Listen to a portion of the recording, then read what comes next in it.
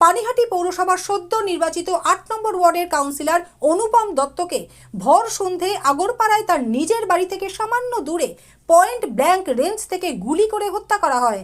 ঘটনাস্থলেই মৃত্যু হয় তার। আর ওই দিন রাতেই ওই এলাকা থেকেই শুটার অমিত পণ্ডিতকে গ্রেপ্তার করে খড়দহ থানার পুলিশ। উদ্ধার হয় খুনে ব্যবহৃত আগ্নেয়াস্ত্রটিও। তদন্তে নেমে পুলিশ জানতে পারে অনুপম দত্ত খুনে অমিতকে সুপারি দিয়েছিল আগরপাড়ারই বাসিন্দা সঞ্জীব পণ্ডিত, যিনি এলাকায় বাপি পণ্ডিত নামেই পরিচিত। পরে সঞ্জীব পণ্ডিত সহ আরও এক দুষ্কৃতী জিয়ারুল মণ্ডলকে গ্রেপ্তার করে পুলিশ।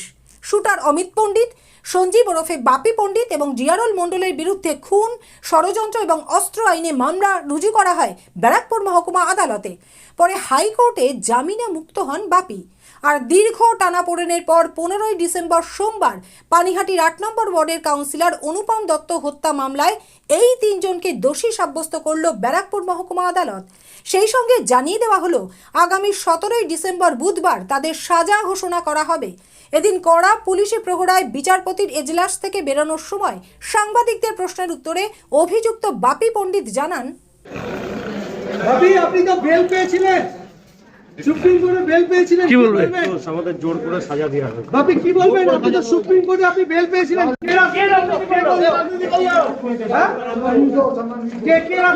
নামটা বলুন, বাপি নামটা বলুন। কোন নেতা? এদিন শুনানির সময় ব্যারাকপুর আদালতে উপস্থিত হয়েছিলেন প্রয়াত কাউন্সিলর অনুপম দত্তের স্ত্রী, বর্তমানে ওই ওয়ার্ডেরই কাউন্সিলর মীনাক্ষী দত্ত। বিচারক 3 অভিযুক্তকে দোষী সাব্যস্ত করার পর তিনি কি জানালেন শুনুন। দেখো, শান্তি তো পেলাম না, কারণ কোনো স্ত্রীর ক্ষেত্রে এটা শান্তির না, কোনো মায়ের ক্ষেত্রে শান্তির না। হ্যাঁ, সাজাটা ঘোষণা হয়েছে, মহামান্য আদালতকে ধন্যবাদ জানাবো যে এতদিন পরে যাই সাজাটা ঘোষণা হয়েছে এবং দৃষ্টান্তমূলক শাস্তি দাবি করি। এবং আজ 22 সালের যেদিন থেকে আজকে আমার উকিল সত্যব্রত দাস যেইভাবে এই কেসের প্রতি মানে নিজে প্রত্যেকটা মুহূর্ত সাথ দিয়েছে এই কেসটাকে, ঠিক আছে, তার জন্য আমি সবার আগে ওনাকে ধন্যবাদ দেবো। কারণ উনি পুরো কেসটাকে পুরো যেইভাবে দেখেছেন, অন্য কেউ হলে এইভাবে দেখতেন না হয়তো, ঠিক আছে।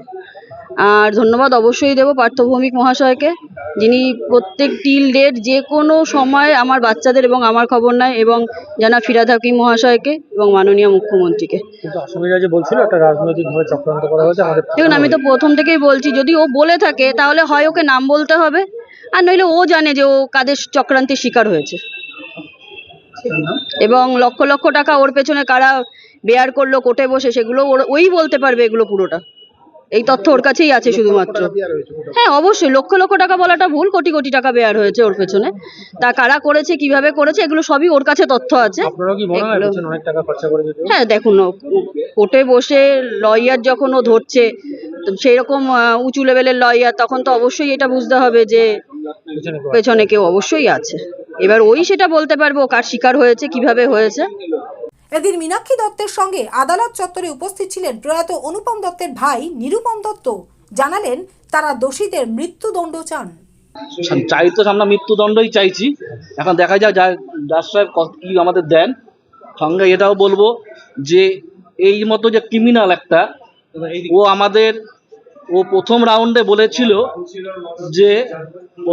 বলেছিল সাধারণত কলের একটা মিস্ত্রি, পরে 313 বলেছে ও সবজির ব্যবসা করতো। না, বাপি পণ্ডিত বলেছে ও সবজির ব্যবসা করতো।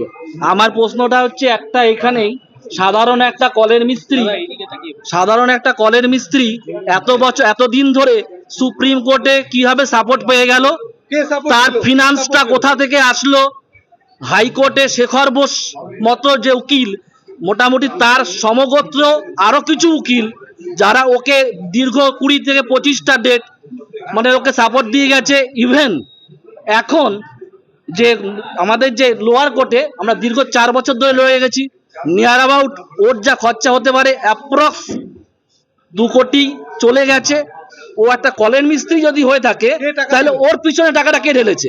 আপনি কি মনে করছেন কে টাকা দিয়েছে? সেটা তো কেউ না কেউ আছে। আমি তো একটু আগে বলে গেল যে নেতারা আমাকে ফাঁসিয়েছে, সেটা তো আমি বলতে হবে না, তদন্ত তো আমি করিনি। তাহলে কে টাকা দিল ওকে? সেটাই আপনাদের কাছে আমার রিকোয়েস্ট, আপনারা খুঁজে বার করুন এই টাকাটা ওর পিছনে কে ঢেলেছে। আর সঙ্গে এটাও বলবো, দলের কাছে আমরা প্রচণ্ডভাবে কৃতজ্ঞ, আমাদের প্রথম থেকে সাপোর্ট করে গেছে। বিশেষ করে যার কথা না বললে একদমই নয়, আমাদের উকিলবাবু যে সত্যব্রত দাস এবং যে দিদি আমাদের সঙ্গে প্রথম থেকে রয়ে গেছে, যে শালিমা বিশ্বাস, যে আমাদের সাথে প্রথম থেকে লাস্ট পর্যন্ত একসাথে লড়ে গেছে। অনেক তাকে ভাঙার চেষ্টা হয়েছে, কিন্তু সে পারেনি কেউ কাউকে ভাঙতে। এইভাবে আমরা এগিয়ে গেছি। আপনারা কি চাইছেন? আমরা মৃত্যুদণ্ড চাইছি। চন্দন সেনগুপ্ত এবং শ্যামল পালের রিপোর্ট, 7 নিউজ নেটওয়ার্ক। জয় হিন্দ।